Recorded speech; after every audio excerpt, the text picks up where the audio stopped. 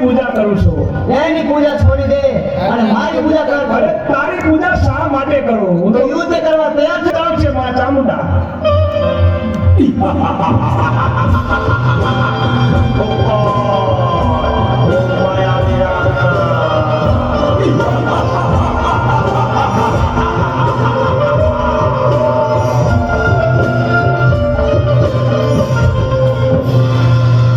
માયાવી રાક્ષસ, મારા ભક્ત પૂજારીને રંજાડીને તે ભારે ભૂલ કરી. હું તારો